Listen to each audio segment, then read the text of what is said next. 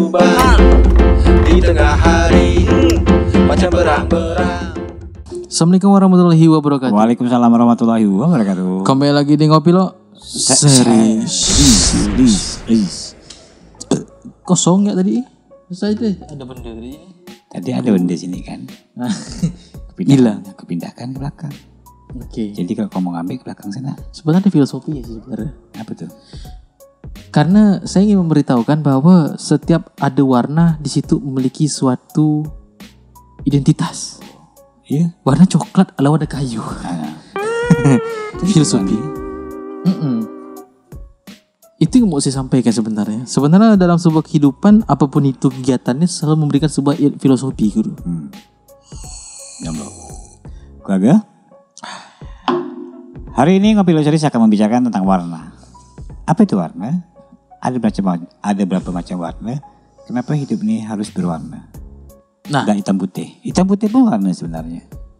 Hitam putih itu warna sebenarnya. Sebenarnya hitam putih itu warna. Kan? Hitam putih itu warna hitam dan putih. Hitam dan ada putih. Dua warna. Artinya kita memiliki dua sisi. Ya. Hitam dan putih. Nah, ketika kita berjalan di ranah yang hitam, tidak nampak. Ketika kita berjalan di ranah yang putih, nampak. Kalau saya pikirnya beda guru. Hitam dan putih itu masa lalu. Ketika hidup kita berwarna itu adalah masa depan. Wow. Boleh. Gitu. Contoh nih filosofi itu bisa diambil karena apa saya berani menyimpulkan itu adalah opini saya. Karena film zaman dulu nonton TV hanya layar hitam putih. Sekarang ada banyak warna, pancawarna malahan. RGB. Oh. Makanya di masa akan datang itulah hidup yang penuh warna. Jadi untuk saat ini hidup cacing masih hitam putih. Apa pula hitam putih pula? Itu masa depan kataku kan. Bukan masalah ngomongin masa depan. Ya betul, filosofi seperti itu. Masa depan itu hidup yang penuh warna. Masa depan hidup. Berarti masa lalu itu emang itu hitam putih. Karena kita tidak bisa mengingat masa lalu. Karena yang kita tuju adalah sekarang masa depan. Berarti kita ngomong yang warna-warna lah nih. Mau ngomongin warna-warna. Untuk hidup lebih berwarna, kita mulai dari ini. Coretan pertama adalah coretan yang berwarna. Kalau coretan tidak berwarna, Tak sabar, coretan warna gimana nih filosofi? Bukan maksud filosofi, maksudnya gimana yang warna? Kita memulai hidup penuh warna. Ya betul. Kalaulah kita tidak mencoret kehidupan kita ini, artinya kita tidak memulai langkah kita dengan warna, ini akan berwarna ke depannya. Nah itu. Jadi kita harus memulainya dengan warna. Warna apa yang mau kau letakkan? Lakukanlah, letakkanlah. Semoga hidupnya ke depannya lebih banyak warna. Hari ini merah, besoknya warna biru kau coret. Iya. Besoknya warna hijau. Karena sebenarnya yang warna itu kan memiliki banyak warna, seru ya. Seru sebenarnya. Dan kita wajib loh memiliki hidup yang penuh dengan warna. Misalnya merah bahaya. Tapi ada orang biru awas, oranye hati-hati, kuning slow, santai. Kalau hijau jalan kan? Hijau jalan kan? Hijau jalan. Hijau jalan. Kalau berhenti merah. Iya.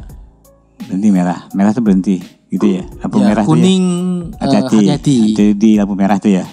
Lampu traffic light tuh ya. Iya. Nah, sekarang kalau ada warna yang dicampurkan satu warna dengan warna lain menghasilkan bentuk warna yang berbeda. Contoh, merah ketemu kuning, ketemu hijau, ketemu putih, ketemu ungu, ketemu pink, ketemu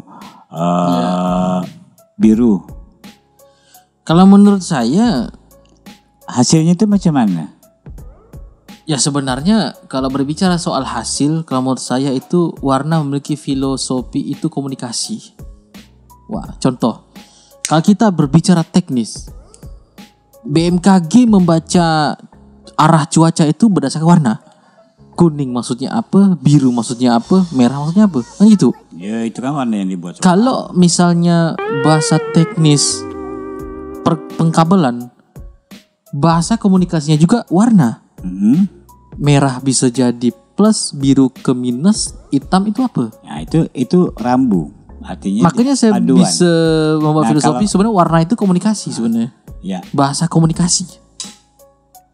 Kalau yang dimaksud pada malam hari ini adalah hidup penuh warna. Artinya berbagai macam pengalaman akan kita jalani di masa sekarang, masa lalu, dan masa yang akan datang. Nah, ketika warna-warna cerah diumpamakan itu warna orang yang sedang mengalami suatu gairah hidup. Gairah masuk warna. Gairah hidup. Warna yang cerah-cerah tuh, semangat. Iya. Tapi kalau warna yang udah drop, cenderung ke gelap, cenderung ke netral. Hidupnya perlu dipertanyakan tuh. Tapi kalau misalnya orang ada masalah di mana dia tuh. Berarti dia harus mencari warna yang lain agar hidupnya tidak ke warna sisi yang. Tapi kalau misalnya orang memiliki hobi warna tadi gimana? Misal saya apa? Itu kan kalau misalnya aku suka warna hitam. Misal saya suka warna dop atau coklat, itu beda. Misalnya warna itu beda. Itu enggak pengaruh dengan itu beda, itu selera. Itu selera. Bukan berarti kita tidak suka dengan warna cerah kalau kita menderita hidupnya enggak gitu. Enggak juga sih. Sebenarnya dari sisi filosofi warna tadi, selain warna itu adalah bahasa komunikasi, warna itu bisa melambangkan identitas hati. Ya, itu.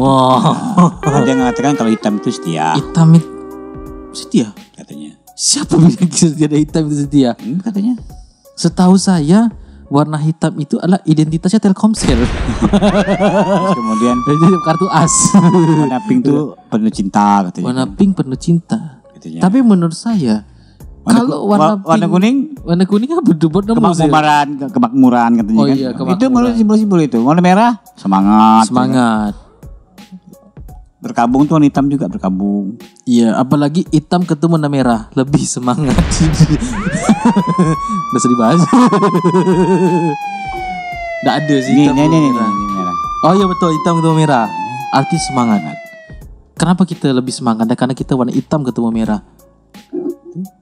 Hitam ketemu merah. Ada filosofi dalam sebuah yang ada di sini. Coba kau filosofi ke sana. Bukan saya yang buat, tak berani. Nanti saya jelaskan filosofi di sini. Saya kena tempeling yang bikin lukisan ini. Yang bikinnya Puji Rahayu Sarjana Seni. Kalau mau nanyakan di sini bisa langsung tanyakan yang bikin. Tanya ya. Karena yang apa di lukisan itu kok aku sih pandang sih orang pakai topi. Nah, kalau pandangan awam kita bisa menafsirkan ini adalah warna coklat, hitam, merah, dan juga ada gambar mata. Tapi dari warna ini kita dapat menyimpulkan sebuah filosofi dalam kehidupan loh. Ini dibikin pada saat COVID ya kan? Kemarau. Kemarau ke COVID? Kemarau juga ke? Atau kemarau tuh? Kemarau itu kan belakangnya kan itu pohon yang kering tuh. Nah, filosofi artinya warna bisa memberikan bahasa komunikasi. Jadi pada saat kekeringan pun seorang ibu selalu mendoakan hal-hal yang baik untuk anak-anaknya. Nah ini dia. Dalam membuat sebuah lukisan itu kan memiliki sebuah warna yang memiliki arti kan. Sampai telinganya tuh model jamur tuh, ada kuping, ada anting-anting tuh, aku pun tak tahu. Nah kenapa anting-antingnya pakai jamur? Nah, itu tanya dia. Nah itu tadi, ini selain menanya pasti ada karena gini semuanya. Yang arahnya itu yang bukan kita omongan mas lukisan, bahwa sebenarnya pemilihan warna itu adalah jiwa seni filosofis yang memiliki sebuah arti. Wow. Orang-orang yang bisa menikmati sebuah karya lukisan seperti contoh yang ini. Ini enggak nampak nih. Nanti kita bakalan kasih fotonya. Itu kaleng. Apa kaleng? Kenapa bisa kayak gitu? Kenapa putus-putus gitu lantainya? Artinya kenapa ada yang warna yang jelas sama warna bayangan dia tuh? Kenapa bisa kayak gitu? Karena kalau menurut penafsiran saya bahwa ketika melihat dari cover kita memiliki jiwa yang tegar, tapi dia tidak tahu bahwa di dalam hati kita tuh rapuh. Ya, berarti pura-pura semuanya kan di situ kan. Hasil karyanya itu kan dibentuk realnya nih. Aku berusaha semaksimal mungkin, sekuat mungkin, kata kau tadi kan. Ternyata orang tidak tahu hatinya. Hati di belakang itu putus rantai itu dibuatkannya. Sama juga yang Tidak berwarna itu. Tidak berwarna itu. Jadi dilihat orang dia berwarna, di dalam hatinya tidak berwarna. Nah itu tadi. Itu juga saya mengambil sebuah filosofi dan buku yang saya baca. Banyak Ada referensi yang saya baca itu ketika orang ingin mengejar sebuah percintaan, dia harus memiliki yang namanya perjuangan. Hatinya dari luarnya penuh warna, tapi di dalam isi sebenarnya tidak memiliki warna. Karena apa? Karena penuhnya dengan tekanan sehingga mengubah warna itu sendiri. Jadi karena tekanan tadi, warna pun jadi berubah. Iya, Bisa jadi. iya gitu. Itu filosofi berdasarkan buku yang saya baca. Cuma saya lupa bukunya apa. Karena sekarang kan namanya buku digital kan. Jadi kita suka download, baca. Mungkin bukan buku, tetapi artikel kali. Sekarang kan dah banyak namanya jurnal kan. Jurnal. Nah, bisa jadi jurnal. Jurnal kan namanya potong-potongan kan. Kutipan. Jadi menjadi sebuah kata-kata mutiara kali gitu ya. Gitu ya. Nah, kenapa kata-kata mutiara selalu di backgroundnya berikan sebuah warna? Kata-kata dia menarik. Nah, jadi orang tuh matanya tertarik aku dengan warna ini. jadi sebenarnya gini. Curi fokus. Warna itu fungsi warna itu mencuri fokus pandangan orang. Contoh, kau memilih barang. Tentulah kau memilih warna yang segar menurut mata kau. Ada warnanya yang bikin menarik. Yang kedua baru modelnya baru kau lihat kan. Misalnya kau beli baju. Kan gitu kan. Cantiknya warna ini. Model macam ini baru aku lihat ke bahannya. Gitu kan. Bahan nomor 2. Model nomor 2. Yang pertama kau lihat tertariknya adalah curi fokusnya adalah warna. Ada juga sebenarnya warna itu adalah selera. Selera minimalis dan selera ada selera modern dan ada selera klasik. Saya juga udah mendapatkan sebuah riset di Guru. Guru tahu ya apa yang kita pakai sekarang nih? Gelas. Nggak semua orang suka pakai gelas kayu karena dia warnanya kayu. Kalau orang yang tidak suka dengan gelas kayu dengan warna kayu vernis seperti ini, orang itu tidak suka gaya klasik. Karena dia tidak tahu filosofi pembuatannya. Berarti orang itu lebih gaya-gaya arah modern. Dia pakai gelas kaca gitu. Macam yang kita duduk sekarang nih kan kayu. Kayu. Kenapa enggak pakai yang sofa? Iya. Karena selera warna tadi. Selera. Warnanya seperti apa? Terus warna itu kan bukan hanya sebuah hitam, putih, hijau, kuning, tapi bentuk benda ini kan sebuah warna juga bentuknya. Warna kan, dari matanya juga. Jadi, ini benda keren juga nih. Desainnya. Padahal ini warna kayu loh. Warna kayu yang hanya dilapisi dengan vernis biar nampak kilat kan. Sebenarnya ini tetap warna naturalnya kayu. Natural dia. Begitu juga kalau kita bertamu di rumah teman kita. Ada filosofinya. Pokoknya setiap kita masuk tuh seakan-akan adalah sebuah filosofi.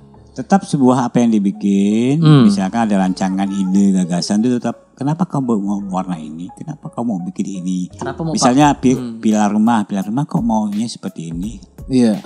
Kenapa cuma 1? Kenapa cuma 2? Kenapa ada 5? Kenapa ada 6? Kenapa dia kan ada juga rumah orang yang mempertahankan bentuk konsep yang misalnya ini rumah, biasa kan ada rumah yang bentuknya bata aja gitu kan. Atau enggak rumah ditutup plaster tapi dibalikin lagi kasih stiker batako lagi. Itu tadi masuk ke filosofi tadi. Makanya orang lebih suka klasik dengan lebih suka minimalis modern. Nah, itu. Ada warna dan rasa yang sekiranya mengikuti perkembangan zaman. Sekarang kan zaman minimalis, warna minimalis. Yang cenderung ke terang-terang gitu kan, warna minimalis kan? Iya, warna terang dan dia kalau saya bilangnya miskin warna. Karena dia lebih suka kombinasi putih dan abu-abu. Coba lihat rumah-rumah yang model arah minimalis gitu, pasti mayoritas putih dengan abu-abu atau putih hitam. Iya. Jarang kombinasi kayak warna-warna kayak gini. Bisa putih, ungu, kuning, jarang. Tapi pintu rumah orang jarang warna hitam. Kenapa ya? Itu hitam. Iya. Kau carilah rumah orang. Nah, kalau rumah orang saya paling sering lihat kalau enggak warna kayunya itu sendiri, coklat, warna putih atau warna coklat. Ya, itu kan? Iya. Hitam jarang kan? Kenapa guru mengambil filosofi warna hitam? Karena enak aja lihat. Apa yang bisa dinilai di situ? Misal ketika aku melihat warna hitam ini, aku mau menggambarkan apa? Karena tidak ada rumah orang tuh warna hitam. Itu. Dan menurut Feng Shui Cina, Nah, Feng Shui. Nah, Tak boleh. Ini aku suka nih. tak boleh. Tak boleh menurut Feng Shui Cina. Menurut Feng Shui Cina, Aku dapat pintu rumah tak boleh warna hitam. ngapa pula dikasih warna hitam? Aku kan ikut Feng Shui. penganut itu. Rumah tak boleh berada di tusuk sate pintu. Coba kau tengok rumah ni. Kalau rumah saya kan warna putih. Coba kau lihat rumah ni. Hitam semua. Enggak. Ini berada di istilahnya ni kan. Ini ruang tamu nih misalnya. Bukan pintu ngadap ke jalan tu kan tak boleh kan? Feng Shui Cina tak boleh kan? Tusuk sate katakan. Oh, Kalau bahasa tekniknya apa namanya? saya tidak tahu. Persimpangan tuh, ada istilahnya tuh. Itu malahan yang dicari. Oh, persimpangan. Ya wajar. Kalau ada persimpangan dia bisa buka jualan. Itu jadi dia tuh apa tuh?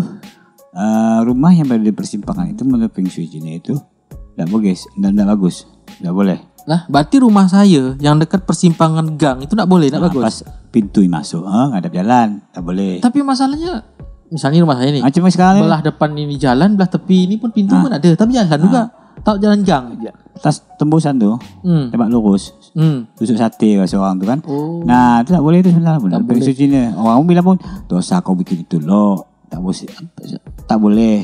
Banyak itunya, banyak hal nanti katanya kan. Tapi saya pernah juga mendengarkan sebuah artikel. Itu apa ya namanya? Kalau pintunya, tidak masalah pintunya di depan depan jalan, tapi di atas pintunya itu dikasih kaca.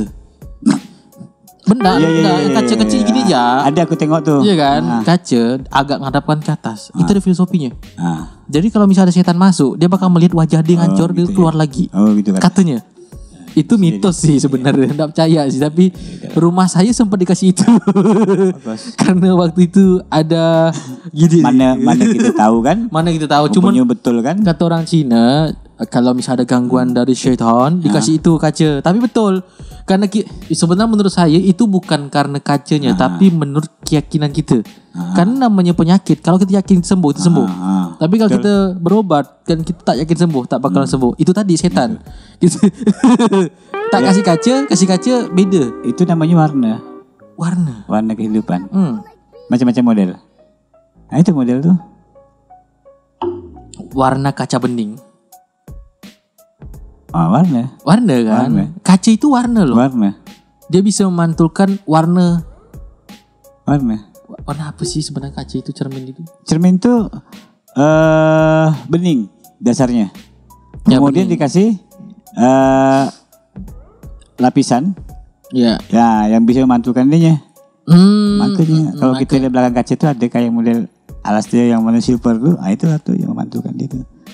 Oh iya baru saya ingat ya, karena ada kaca bening dikasih silver. Mantul ya. Oke, mantul. Sebenarnya kita ngomongin filosofi kaca itu banyak lagi sih. Jadi kalau misalnya kita mau melihat warna kita apa, kita berkaca ya. Oh iya, akhirnya saya bisa mendapatkan poin penting lagi. Selain karena di atas pintu dikasih kaca tadi, itu kan setan nggak berani masuk karena bisa melihat wajah kita sendiri. Wajah setan itu sendiri. Dan akhirnya saya mempelajari barusan, saya dengarkan. Ternyata kaca, karena setan tak berani lihat muka di sendiri, takut. Dan kita bisa membuat filosofi untuk diri kita sendiri. Sebelum pergi, nak nyari muka, kita berkaca loh kan. Biar hidup lebih berwarna. Lebih berwarna. Dah betul loh baju yang kita pakai. Itu berot kiri, berot kanan itu. Kira nak cari muka. Berkaca loh. Kurang muka aku nih.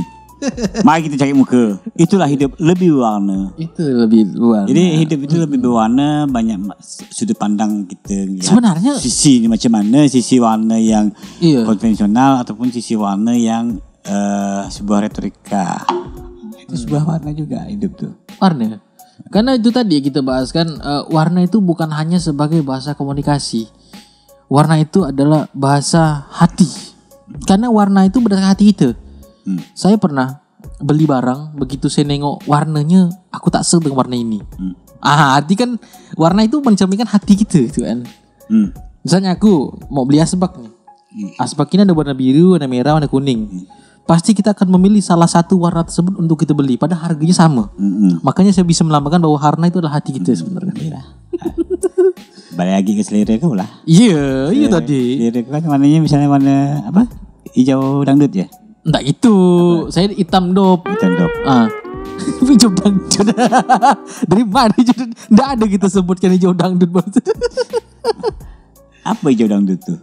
Hijau dangdut itu hijaunya arahnya tuh ke hijau-hijau daun tapi agak tua. Hijau dangdut. Mampot. Gimana Hijau tuh hijau muda. Nah, hijau dangdut nah hijau, ini hijau pucuk. Kayak lighting gitu nih. Hijau pucuk pisang. Hijau pucuk pisang tuh. Hijau pisang pucuk pisang muda tuh. Daun pisang muda itu hijau dangdut. Hijau dangdut. Atau kita biasa kenal tuh dengan hijau stabilo. Itu hijau dangdut. Hijau dangdut. Kenapa hijau dangdut ya? Udahlah kita bahas. Itulah warnanya. Karena mungkin filosofinya kita tarik lagi mundur ke beberapa tahun ke belakang. Orang yang penyanyi dangdut itu lebih dominan penontonnya warna hijau. Kali gak ya? Kali ya. Gak tahu lah ya pokoknya. Benar tanda sih mohon maaf lah. Kita gak tahu. Itu kan tarik kesimpulan opini. Gak ada yang bilang kuning dangdut. Gak ada yang merah dangdut. Gak ada yang bilang hijau warna kayu itu dangdut. Gak ada. Tetap warna apa? Warna hijau. Hijau apa? Hijau dangdut. Oh hijau dangdut padahal hijau stabilo gitu kan. Agak-agak terang gitu. Itu namanya hijau dangdut. Sebenarnya itu adalah cara doktrinisasi biar orang bisa kenal dengan dangdut. Nah, akhirnya mendunialah namanya nama kalimat hijau dangdut. Padahal hijau biasa karena dia mau memperkenalkan dangdut. Misal dia zaman dulu kan dangdut belum terkenal. Oh, aku mau misalnya dibilang nih, rumahku warna apa? Warna hijau dangdut bisa jadi. Kalau lihat penyanyi dangdut kan itu bajunya kan untuk panggung kan untuk entertainnya kan bagus, cerah di atas panggung. Nah, mungkin karena cerahnya tadi warna itu dibilang hijau dangdut. Hijau dangdut. Nah, wajar. Kalau untuk di atas panggung memang harus warna cerah-cerah. Gak bisa. Kalau misalnya itu adalah hijau dangdut berarti kaca yang cerah itu enggak. Kaca dangdut dong. Enggak lah. Enggak. Aku bingung kenapa harus hijau dangdut? Iya kan kalau kenapa enggak merah dangdut? Enggak, karena kenapa enggak merah dangdut atau kuning dangdut? Enggak, merah itu melambangkan kesengsaraan sebenarnya. Jadi kalau kesengsaraan keberanian. Keberanian. Merah itu berani. Ya. Iya, berani untuk menghasilkan kesengsaraan. Pemanas kali. Pemanasan. Kalau terlalu manas. Kalau udah manas kan pasti berani nih. Berani. Ujung-ujung kita sengsara seorang karena kita tidak lupa dengan nama istirahat. Jadi pokoknya namanya warna yang paling aku suka adalah warna hijau. Aku hitam dop pokoknya. Mana mau tahu. Hijau dangdut. By the way kita dari tadi memperdebatkan warna. Sebab tujuan kita nak ngomong warna ni apa sebenarnya? Pokoknya hidup ini penuh warna. Jadikanlah hidup yang lebih berwarna. Yang karena yang apa ya? Yang penuh cerita.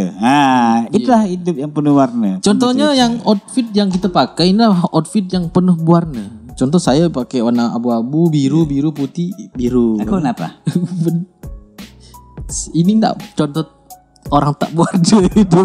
Aku warna apa? Warna dop, ini warna kesukaan aku. Enggak, ini warna apa?